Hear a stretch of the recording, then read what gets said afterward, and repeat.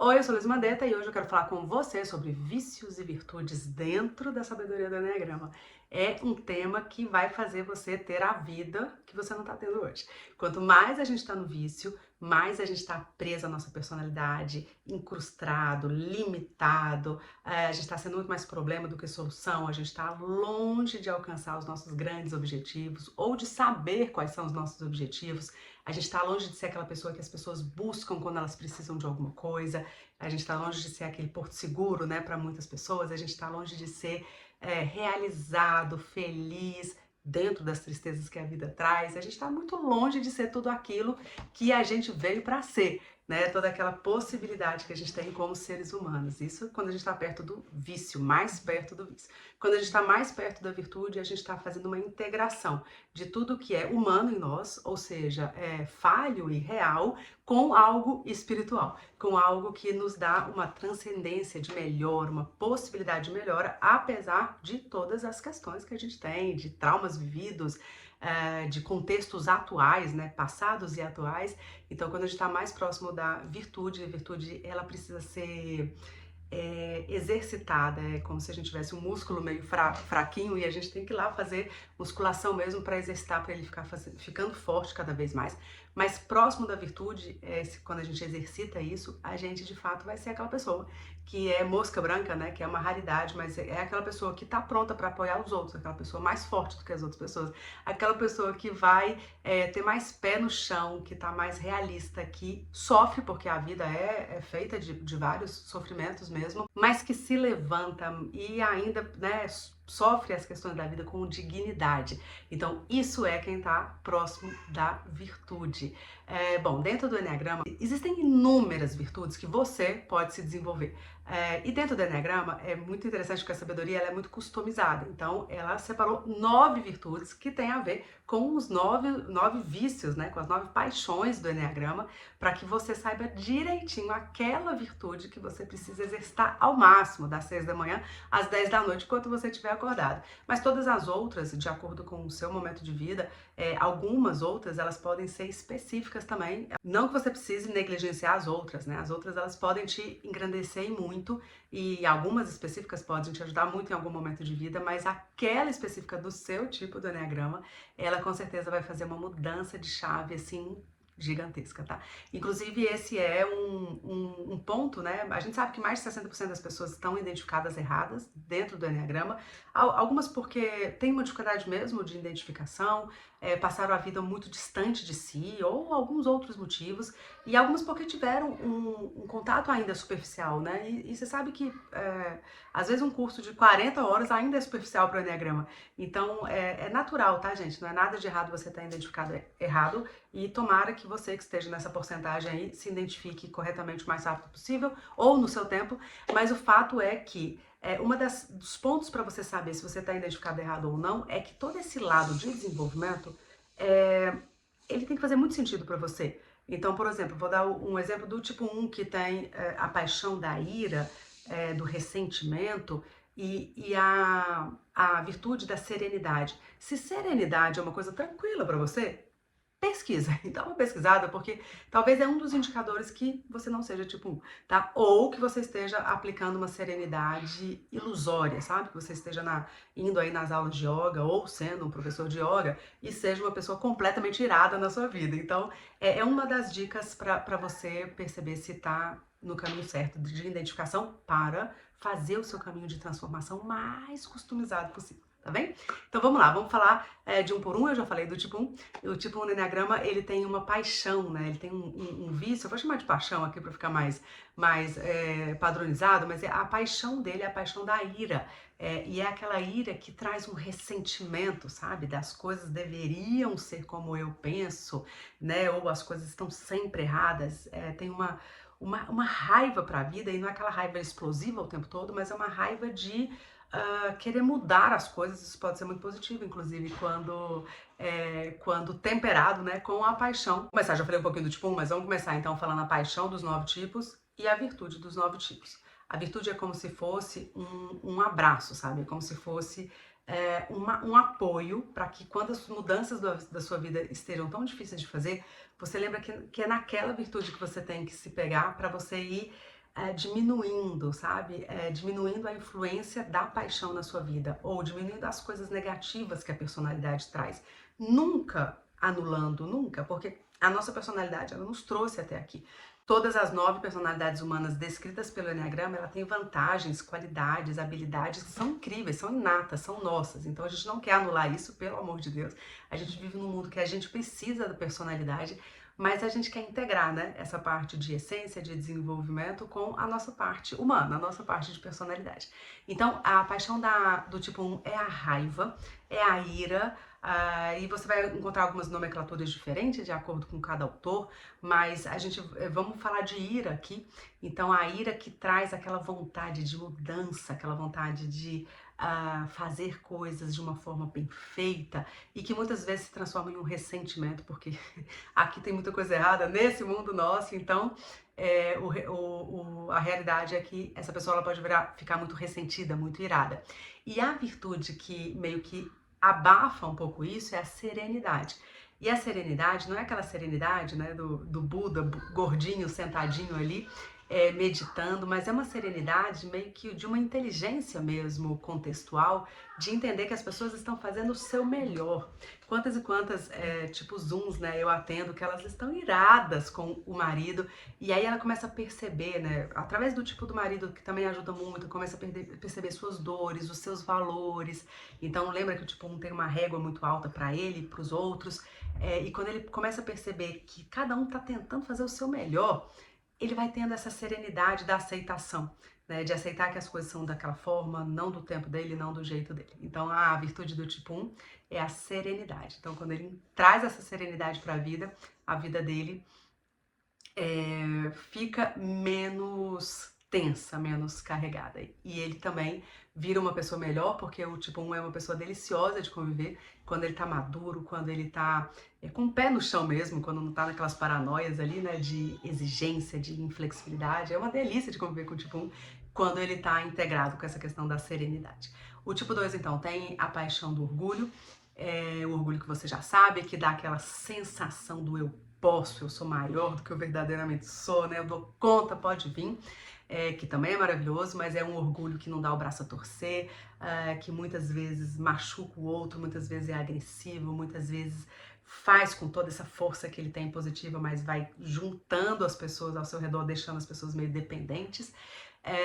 A virtude do tipo 2, para amenizar um pouco essa paixão do orgulho, é a humildade. Então, não, é aquela humildade de saber que todos podemos errar, todos precisamos e devemos buscar ajuda. E a humildade, o sentido da palavra vem de humus, terra fértil, que também lembra ao tipo 2 que tudo que ele precisa tá aqui, né? Ele é uma terra fértil, ele não precisa adular os outros para conseguir qualquer coisa, mas ele também tem que regar essa terra, né? Ele tem que cuidar dele, ele tem que se recolher, ele tem que refletir. Então, a virtude do tipo 2 é a humildade. A paixão do tipo 3 é a vaidade, você vai encontrar em alguns autores falando de engano, auto-engano. A gente usa vaidade, né, de uma maneira geral, a gente já sabe hoje que não é a vaidade de aparência, né, de ter o melhor carro, a melhor roupa, estar sempre maquiada, as mulheres, não é essa vaidade, muitas vezes, ela pode acontecer, mas muitas vezes não é essa.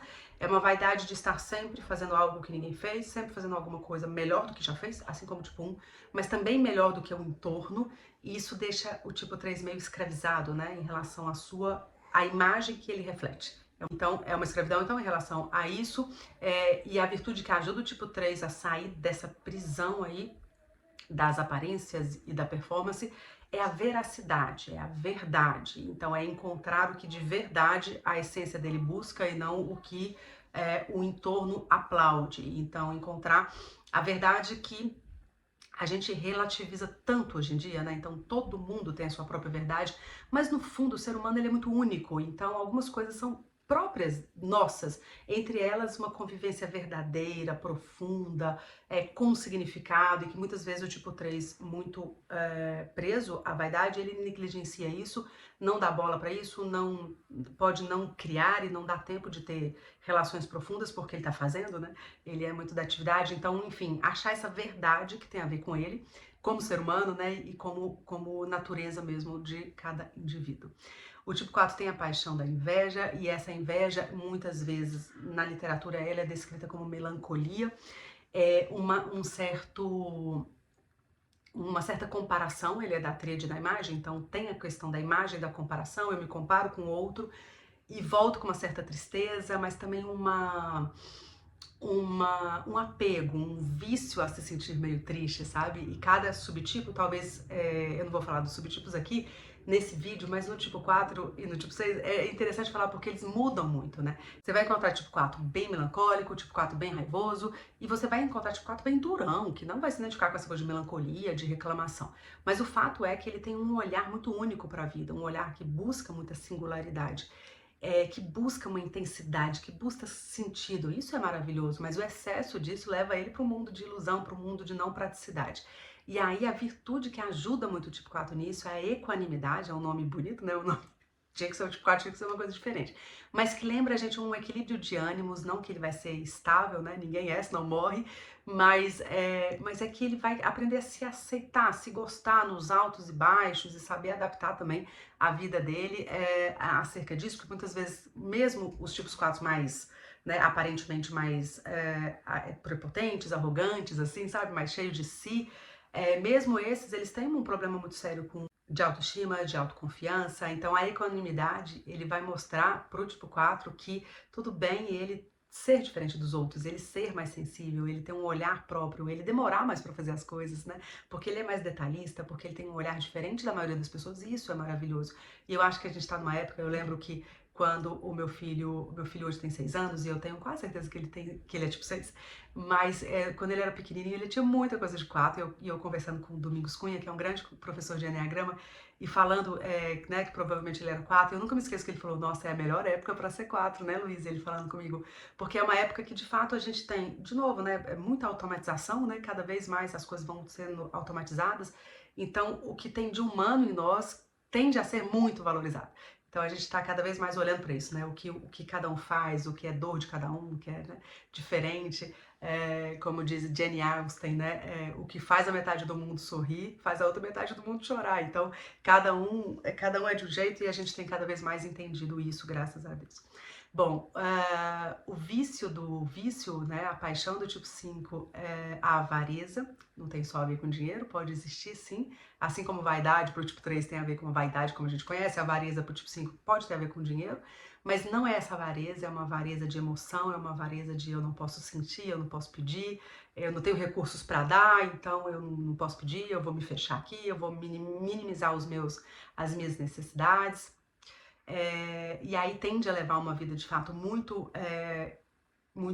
reflexiva, muito recolhida, o que tende a ser muito positivo, até porque o ser humano é muito distraído né, vai se levando muito a estímulos, e essa falta de sensibilidade a estímulos externos pode fazer que o tipo 5 de fato ache um caminho de muita autenticidade, de muita profundidade, o que é uma benção hoje em dia, onde as coisas são meio líquidas e meio superficiais. Mas é claro que o excesso disso vai fazer com que ele não aproveite a vida, né? Não viva a vida, não seja muito mais um observador do que um experimentador da vida, e isso é um risco muito grande.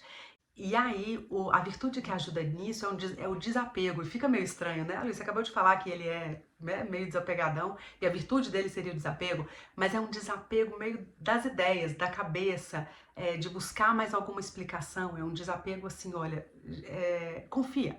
Confia, não tenta racionalizar, não tenta pôr no papel o que você precisa sentir. Desapega disso. Sinta. Deixa aquele lado visceral do 8, né? Ele tem uma flecha ali direto pro 8, então deixa aquele lado visceral vir, deixa o impulso vir, deixa a paixão vir, deixa o sentimento vir, desapega de analisar, de fazer planilha, então é desapego nesse sentido. A paixão do tipo 6 é o medo. O medo, ele é da tríade do medo, ele está no centro da tríade do medo, então o medo meio que norteia a vida do tipo 6, o que pode ser muito positivo, porque somos, né, eu sou tipo 6, então somos muito precavidos, somos cuidadosos, não só com coisas, mas com pessoas, tendemos a ser agregadores, conservamos as coisas, mas o excesso disso vai fazer com que a gente se feche nas nossas bolhas, conviva com pessoas que pensam igual a gente, né, é bem como um 6 casar com 6, né, então tem uma coisa assim meio de preconceito mesmo, que é diferente, eu afasto, isso é muito ruim. E aí a virtude que vai ajudar o tipo 6 a se desenvolver, né? A virtude que vai se a base para o tipo 6, para ele ter coragem, né, de fazer tudo o que ele precisa fazer, é a coragem.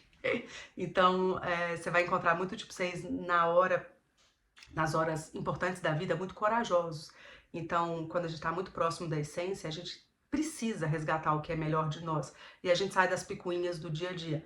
Então, é resgatar essa coragem que a gente tem nos momentos mais importantes da nossa vida. Fomos as crianças mais corajosas do Enneagrama, temos coragem na gente, temos coragem de falar o que sentimos, precisamos resgatar, né, a coragem de falar o que sentimos sem ser julgados, porque julgamos muito. Então, coragem para tudo, tá?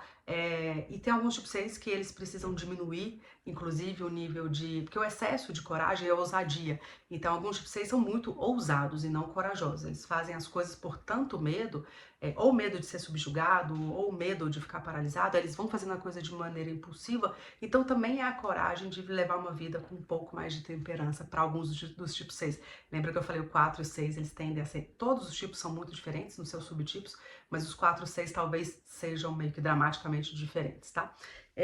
O tipo 7, então, tem a paixão da gula. Naturalmente, não é gula só por comida e bebida, mas é uma gula do estilo assim, eu tenho que experimentar o que é extravagante, o que é novo, o que é estimulante. E aí, na época de hoje, isso é um risco muito grande, porque cada vez, de novo, né, eu já falei sobre isso, mas a gente tá numa era hedonista, né, você merece, venha conhecer, viaje o mundo, sabe, não se prenda. E tudo isso pode ser muito positivo para quem não seja guiado pela paixão da gula, porque a paixão da gula, ela vai fazer com que a pessoa que esteja não desenvolvida, ela queira só o melhor, queira só a cereja do bolo, né? E uma vida sem sacrifício, né? Um dia sem sacrifício foi um dia que não valeu a pena ter vivido.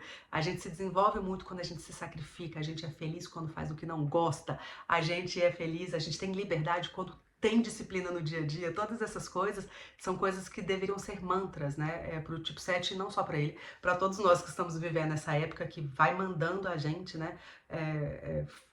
O tempo todo a gente tem demanda, né, de fazer o que ama. Hoje em dia é moda falar assim, né, eu amo meu filho, mas não gosto da maternidade, né, ou seja, eu amo ser mãe, é a melhor coisa do mundo, mas pô, acordar de madrugada pra trocar a fralda, ou sei lá, acordar de madrugada pra ir buscar menino na balada, né, os filhos adolescentes, então não tem disso, gente.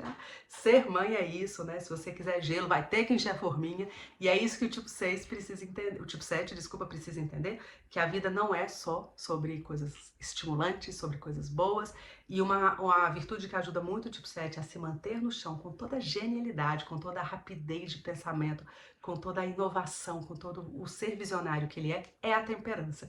Então, dentro o tipo 7, ele nunca vai ser uma pessoa meio apática para a vida, graças a Deus. Precisamos de gente para cima mesmo, com ideias novas, que traz as pessoas.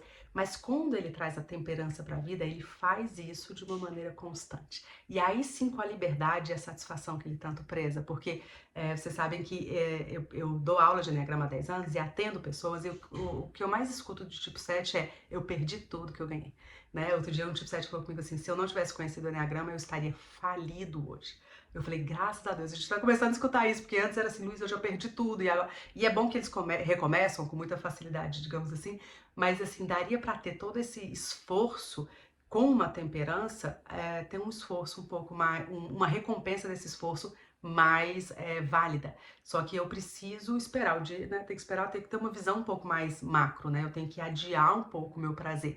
E adiar o prazer não é uma habilidade natural do tipo 7 quando ele não está abraçado ali na virtude da temperança. Então vamos para o tipo 8. O tipo 8 tem a paixão da luxúria. Luxúria não tem apenas a ver com sexo, mas tem a ver com excesso.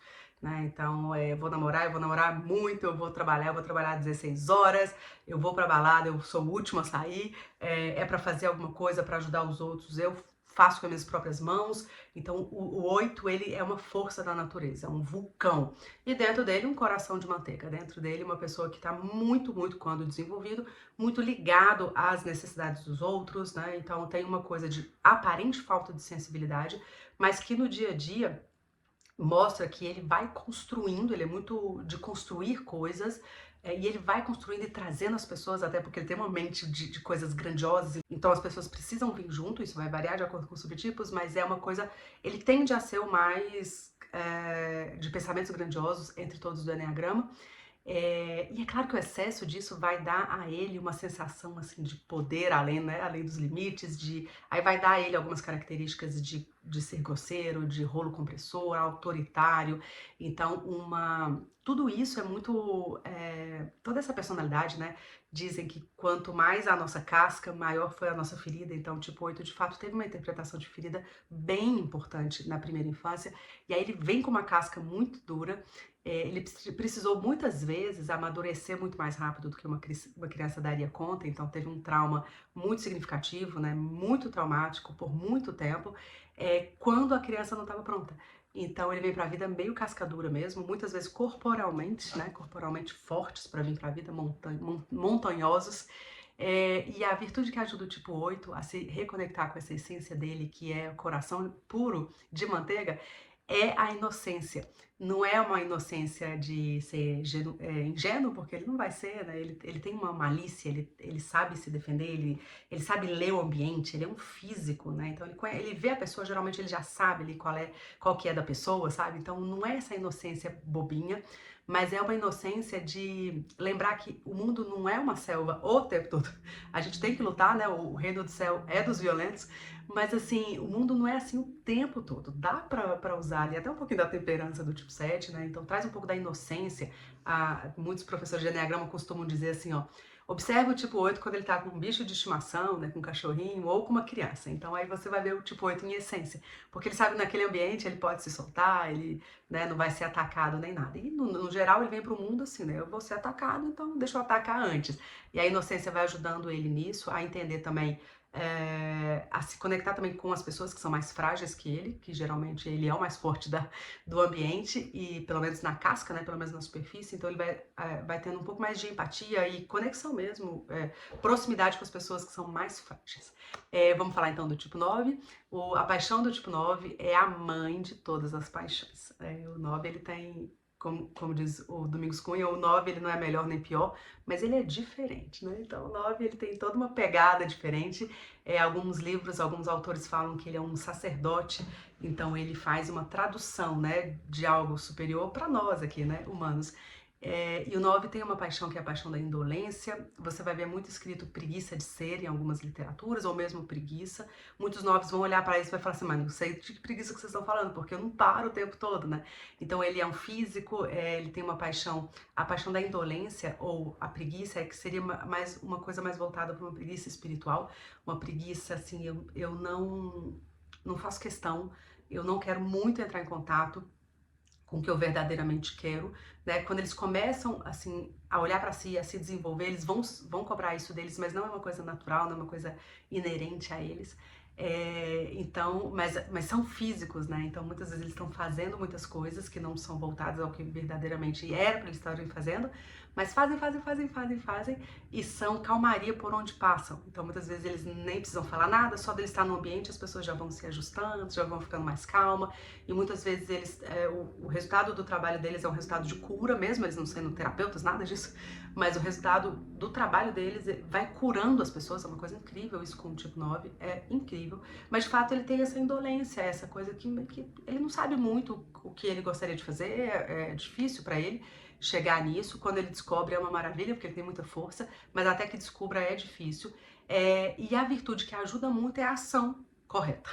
Porque a ação, tipo 9 já tem, né? Mas é uma ação correta, é o que eu deveria estar fazendo. Ou o que eu deveria não estar fazendo, né? Quem que eu tenho que tirar da minha vida? Quem que eu tenho que dizer não? O que que eu deveria fazer? Como é que eu deveria estruturar o meu dia? Porque ele tem um relacionamento com o tempo meio estranho, assim, ele acha que dá conta de fazer de tudo, então, e ao mesmo tempo acha que o tempo vai dar certo, então ele não consegue falar não, e ao mesmo tempo ele consegue sentar no sofá e ficar 6 horas no sofá. Então essa ação correta vai ajudar ele a dar uma regularizada mesmo na vida e não viver com uma âncora. Muitos deles, né, relatam isso, que parece que tem uma força muito maior do que eles que trava eles no chão, principalmente para fazer as coisas que eles precisam fazer. Então a ação correta ajuda muito. Pessoal, todas essas virtudes, elas deveriam ser algo muito corriqueiro, muito trivial pra gente, não algo distante, sabe? Ah, eu preciso ir num templo, acender, né, um incenso X, né? Não deve ser uma coisa muito complicada e nem muito distante do nosso dia a dia. É lembrar da gente, a gente lembrar dessas virtudes nas pequenas coisas, né? No café da manhã de amanhã, como que eu vou ser mais sereno, como, né, como que eu vou ser mais verdadeiro, como que eu vou ser mais inocente. Então, trazer essas virtudes para o micro. Quando a gente muda o micro, a gente vai mudando o macro e lembrando que quando é conta-gotas, né?